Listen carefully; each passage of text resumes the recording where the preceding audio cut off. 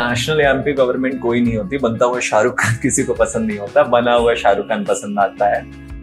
लड़कियां पहले डर जाती हैं, अब चिल्लाओ भी एक तरीके का सेल्फ डिफेंस है, गाली भी देना एक तरीके का सेल्फ डिफेंस।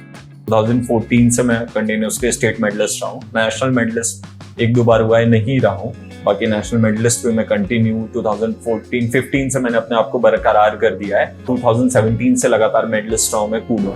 एक छोटा सा बच्चा होता है वो क्रिकेट का फैन हो जाता है। बचपन में हम जो देखते हैं ये क्रिकेट, तो वाई क्रिकेट, खो खो भी तो हमारी मिट्टी का गेम है, रेसलिंग भी तो हमारी मिट्टी का गेम है, कबड्डी भी तो हमारे वो है। क्रिकेट मेंशन किया आपने, खो खो क्यों नहीं मेंशन किया?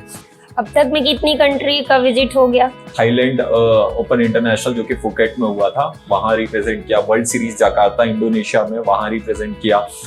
2024 Eurasian cup tournament Armenia Europe में, वहां मैंने इंडिया को रिप्रेजेंट किया। और अभी उसमें कूडो वर्ल्ड कप जो बल्गेरिया में होने जा रहा है, वहां इंडिया को रिप्रेजेंट करने जा रहा हूँ। प्रतीक का हम छोटा सा परिचय आप सभी को देना चाहेंगे कि प्रतीक हमारे विंध्य के गौरव हैं।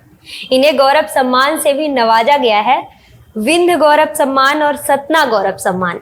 ये सम्मान नवाजा भी क्यों ना जाए, क्योंकि प्रतीक ने विंध्य का नाम देश ही नहीं बल्कि विदेश में भी रोशन किया है। हाल ही में प्रतीक यूरोपीय देश बल्गेरिया में जाकर अंतर्राष्ट्रीय कूडो 2025 की प्रतियोगिता में भाग लेंगे और भारत का प्रतिनिधित्व करेंगे। हम आपको बता दें कि प्रतीक अक्षय इंटरनेशनल टूर्नामेंट में 5 बार के मेडलिस्ट रहे हैं, 7 बार नेशनल मेडलिस्ट रहे हैं। प्रतीक, आपका बेहद स्वागत है हमारे चैनल। बहुत धन्यवाद मैम, आप लोगों ने इनवाइट किया और एक अच्छा प्लेटफॉर्म प्रोवाइड किया जिससे हम आपस में कोऑर्डिनेट कर सके। मैम बचपन में शुरुआत तो ये नहीं सोचा था कि मैं इंटरनेशनल खेलूंगा। बचपन में मैं स्कूल से तब घर जाया करता था, तो बस से जाता था, तो क्लास चला करती थी छत पे, जहां मैंने स्टार्टिंग फेज पे सीखा है। रामायण प्रताप सिंह मेरे जो कोच थे उनके अंडर तो क्लास लिया करते थे। और बच्चे कराते या मार्शल आर्ट सीखते हैं हम, तो हा हु ये आवाज खूब आती थी। और उस समय कई मार्शल आर्ट मूवीज आया करती थी, अक्षय कुमार सर की आप लेंगी, चाइनी चौक टू चाइना, ये सब रिलीज हुई, तो काफी अट्रैक्शन होता था, ये मार्शल आर्ट सीखना है, मारना है, ये करना है। तो ऐसे करके सीखने का शुरुआत ये कहेंगे। बट घर में जाओगे हाथ पांव टूट जाएंगे, क्या करना है, चेस खेल लो, लूडो खेल लो, क्रिकेट खेल लो। बट किसी तरह मतलब लड़ झगड़ के मैंने एडमिशन ले लिया। अब लेने के बाद तो शुरू में यही था, ये बचपना भरा था, एज अ हॉबी उसको फॉलो कर रहा था, सीखता था। फिर धीरे धीरे समझ में आया, तब धीरे धीरे मेडल बढ़ते गए, स्टेट में, नेशनल में अच्छा रिजल्ट आने लगा। तो फिर इसमें रुचि बढ़ती गई, इसको पैशन लिया, पैशन के बाद एज अ करियर ऑप्शन लिया। और भगवान की दया से और कोच और माता पिता की दया से एक बहुत अच्छी जगह पे एक अच्छा प्लेटफॉर्म मिल गया है। तो ऐसी शुरुआत जर्नी तो एज अ हॉबी थी, बट धीरे धीरे उसको पैशन करते हुए उसको आगे बढ़ाया। मार्शल आर्ट में मैंने और भी कई गेम्स सुने हैं, जैसे जुजुत्सु हो गया और पेंचक सिलाट हो गया। हाँ। पर आपने कूडो को ही क्यों चूज? शुरुआत तो मैंने कराटे से की थी, क्योंकि बहुत पहले शुरुआत हुई थी, बट धीरे धीरे मुझे कूडो में रुझाव बढ़ता गया। अब कूडो में रुझाव क्यों बढ़ता गया, मैं बहुत शॉर्ट में कूडो को डिफाइन करना चाहूंगा। हम बॉक्सिंग देखते हैं, बॉक्सिंग में केवल हाथ वाले चलते हैं, ठीक है। हम रेसलिंग देखते हैं, ग्रैपलिंग चलता है। हम जूडो देखते हैं, जो जूडो में थ्रोइंग वाला बस पार्ट रहता है। हम कराटे देखते हैं तो किक और थोड़ा सा पंचेस का रोल आता है। हम किक बॉक्सिंग देखते हैं तो किक चलती है, टाइकोंडो देखते हैं तो किक चलती है। कूडो में आपको सबका मिक्स फ्लेवर मिलेगा, इसीलिए हम इसको newly combat mix martial art कहते हैं। कूडो तो लगाते हैं, उसके अंदर newly combat mix martial art. इसमें हमको बॉक्सिंग वाले पंचेस भी मिलेंगे, हमको लॉक, चोक, रेसलिंग, किक, ये सब का कॉम्बिनेशन मिलेगा। तो इसलिए मेरा थोड़ा सा इंटरेस्ट इसके साइड ज्यादा होता गया और फिर धीरे धीरे अचीवमेंट्स बढ़ते गए। मतलब अगर मैं कहूँ, आप जैसे अभी इसको डिफाइन कर रहे थे कूडो को, तो ये बाकी मार्शल आर्ट से ये अलग कैसे है?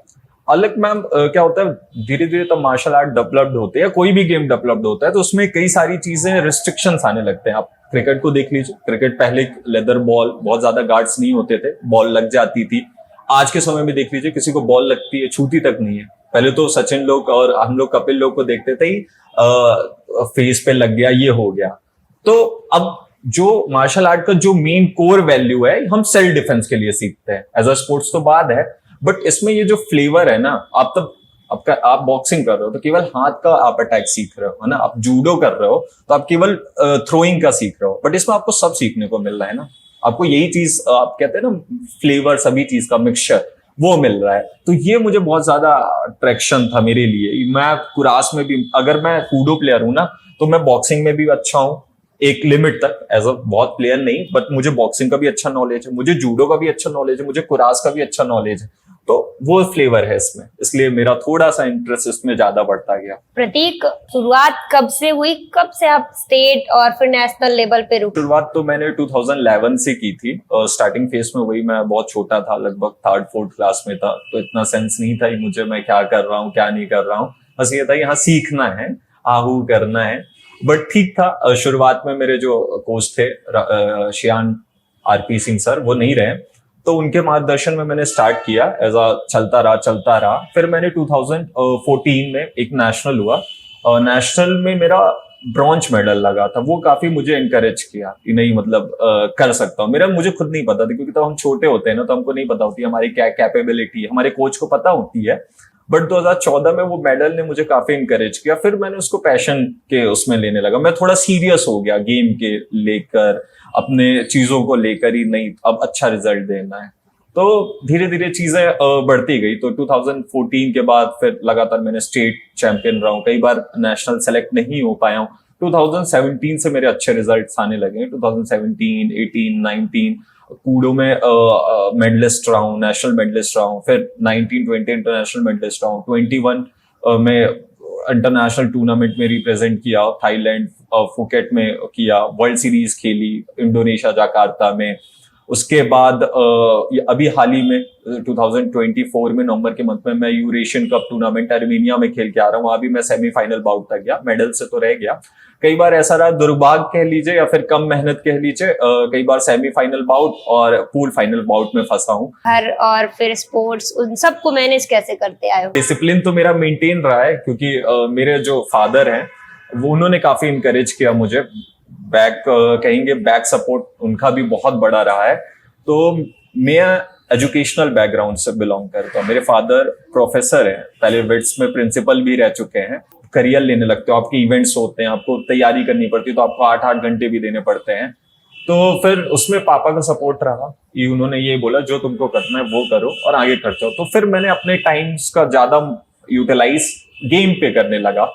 फिर धीरे धीरे अच्छा रहा। फिर जैसे इवेंट्स आते हैं तो फिर शेड्यूल बहुत तगड़ा हो जाता है। ये रहता है सुबह 4 बजे से उठना, सुबह की 5-6 घंटे की प्रैक्टिस, इवनिंग की 4-5 घंटे की थी। तो इतना अच्छा वो एथलीट की जो वो होती है ना, दुनिया दिखती है, ये बहुत अच्छा एंजॉय कर रहा है, यहाँ घूम रहा है, वहां घूम रहा है, ये हो गया वो हो गया, वो होती नहीं है। आप अक्षय कुमार इंटरनेशनल टूर्नामेंट में भी 5 बार के मेडलिस्ट रहे, वहां कैसे पहुंचना हुआ? वहां नेशनल मेडलिस्ट क्वालिफाई कर पाते हैं उसके लिए। उसमें लगभग 20-25 कंट्रीज पार्टिसिपेट करती है। उसमें श्यान अक्षय कुमार जो हमारे चेयरमैन है, फिल्म स्टार, वो कूडो गेम के चेयरमैन भी हैं, तो वो ऑर्गेनाइज करते हैं। और काफी बिगेस्ट इवेंट होता है, बहुत लंबे उसमें होते हैं, वो खुद आते हैं। अभी उनका थोड़ा सा 1-2 साल में शेड्यूल उनका थोड़ा टाइट हुआ है, वो समय कम दे पाते हैं, 2 ही 4 घंटे समय दे पाते हैं। पहले हम लोग देखते थे 2016-17 में मैंने तब गया था, तो वो दिन भर बैठे रहते थे, जैसे बैठ जाते थे किसी की फाइट में और वो देखते रहते थे साइड में। वो इतना ज्यादा उनका इंटरेस्ट है। कभी आप उनके इंटरव्यूज सुनेंगे तो देखते, उन्होंने बोला मेरे जो करियर में मिला मुझे मार्शल आर्ट की उससे मिला है। तो वो बैठ के उसको देखना।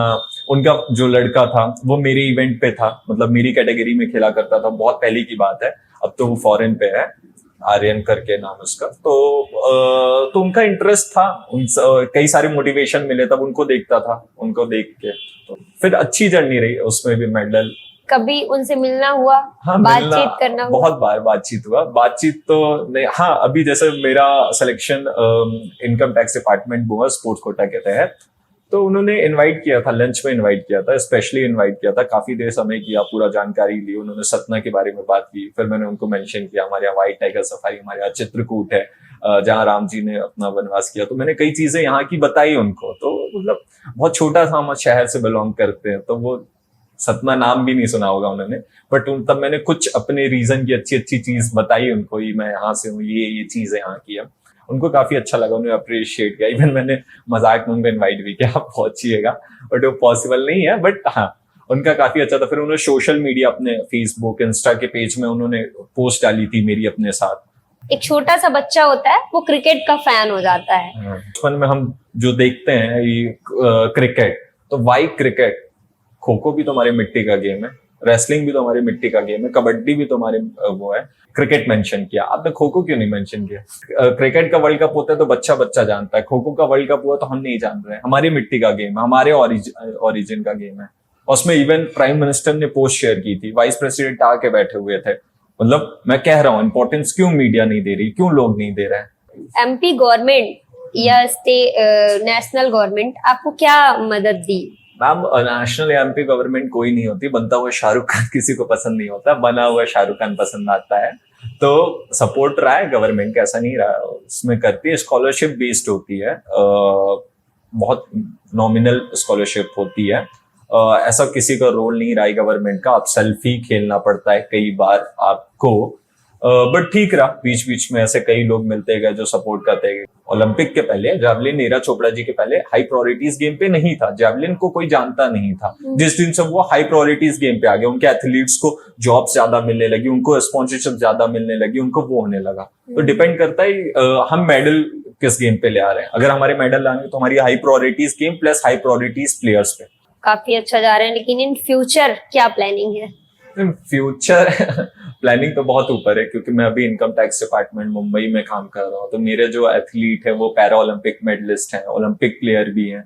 तो कई लोग के बीच में, मैं ऐसे लोग के बीच में रह रहा हूँ। अभी हम लोग का ऑफिस जो हमारे बॉस होते हैं वो एडिशनल कमिश्नर होते हैं, तो ऑन ड्यूटी लीव दे के रखे हैं। मतलब अभी हम खेलने के लिए ही इनकरेज किया जा रहा है। जिस दिन हम खेल बंद कर देंगे उस दिन हमें ऑफिस वर्क दे दिया जाएगा। अब तक में कितनी कंट्री का विजिट हो गया? थाईलैंड ओपन इंटरनेशनल जो कि फुकेट में हुआ था, वहां रिप्रेजेंट किया। वर्ल्ड सीरीज जकार्ता इंडोनेशिया में, वहां रिप्रेजेंट किया। 2024 Eurasian cup tournament Armenia Europe में, वहां मैंने इंडिया को रिप्रेजेंट किया। और अभी इसमें कूडो वर्ल्ड कप जो बल्गेरिया में होने जा रहा है, वहां इंडिया को रिप्रेजेंट करने जा रहा हूँ। गोल्ड के साथ साथ अन्य कितने मेडल मिल चुके हैं? मेडल मैं कराटे की बात करूं तो कराटे का कई बार मेडलिस्ट रहा हूँ, 3 से 4-5 बार का। स्टेट को मैं कंटिन्यूसली रहा हूँ, 2014 से मैं कंटिन्यूसली स्टेट मेडलिस्ट रहा हूँ। नेशनल मेडलिस्ट 1-2 बार हुआ है, नहीं रहा हूँ। बाकी नेशनल मेडलिस्ट पे मैं कंटिन्यू 2014-15 से मैंने अपने आप को बरकरार कर दिया है। हाँ, कभी गोल्ड पे उतरता था, कभी सिल्वर पे, कभी ब्रॉन्ज पे, ये हुआ है। 2017 से लगातार मेडलिस्ट रहा हूँ मैं कूडो में। इसके चेयरमैन अक्षय कुमार सर है, जो कि खुद मार्शल आर्ट की दुनिया से हैं। तो कहीं वो आपको टाइम टू टाइम इनकरेज करते रहते हैं। कई सारे tournaments Akshay Kumar international tournament free of cost होते हैं, उसमें मतलब कई लोग फॉरेन कंट्री से भी आते हैं, उनको भी फ्री ऑफ कॉस्ट करते हैं। कई सारी गवर्नमेंट जॉब्स दे रहा है। अभी हम लोग लगभग 30 से 40 लोग कूडो से रिक्रूटमेंट हुए हैं, जो कि कूडो गवर्नमेंट ऑफ इंडिया से एफिलिएटेड गेम है। कई ऐसे गेम है जो चल रहे हैं पर गवर्नमेंट ऑफ इंडिया से मान्यता नहीं है। लड़कियों के लिए आप क्या देखते हैं इसमें? मैम लड़कियों के लिए मैं ये नहीं कहता हूँ आप 3 साल 4 साल सीखिए। सेल्फ डिफेंस आपको करना है, अपना बचाव करना है, तो आप कहीं भी किसी भी शहर में रह रहे हो, आप 15 से 20 दिन की ट्रेनिंग लेके आप अपने आप का बचाओ। कोई भी गंदी सिचुएशन में आपको छेड़छाड़ कर रहा है या कुछ कर रहा है तो आप उससे निकल सकते हो। बहुत पहले मुझे याद है 2018 में अक्षय कुमार सर ने पूछा था, क्वेश्चन ही आया था, लड़कियों को उस समय थोड़ा सा केस आए थे, रेप केस वगैरह, तो उन्होंने अपने स्पीच के दौरान इंक्लूड किया था लड़कियां पहले डर जाती हैं। अब चिल्लाओ भी एक तरीके का सेल्फ डिफेंस है, गाली भी देना एक तरीके का सेल्फ डिफेंस, ये उनके वर्ड थे। हम क्या होता है, हम सबसे बड़ी गंदी यही होती है, हम उस सिचुएशन से दब के निकलना चाह रहे हैं। अब चिल्ला दो, सामने वाला चिल्लाने से हमारा जो वो है वो अप होता है, मोटिवेशन या फिर हम कहेंगे कॉन्फिडेंस अप होता है, सामने वाले का डाउन होता है। ये थे हमारे साथ प्रतीक, इंटरनेशनल प्लेयर। अब इनको हम इंटरनेशनल प्लेयर का ही दर्जा दे रहे हैं। इन्होंने मार्शल आर्ट को लेकर कई सारी बातें शेयर की, अपना एक्सपीरियंस भी बताया कि कैसा होता है गेम खेलने के दौरान, क्या क्या हमको चैलेंज फेस करने पड़ते हैं। साथ ही आने वाली पीढ़ी के लिए भी कई सारी चीजें बताई। अभी तो हमारे विन द फर्स्ट के ऑडियंस और विन द फर्स्ट चैनल की ओर से बहुत सारी बधाइयां, जो आप इंटरनेशनल पे कराटे और कूडो को प्रेजेंट करने जा रहे हैं, तो उसमें विनर होके आइए। तो ऐसी तमाम रोचक जानकारियों के लिए और तमाम शख्सियतों के साथ जुड़ने के लिए बने रहिएगा विन फर्स्ट के साथ। बहुत बहुत धन्यवाद।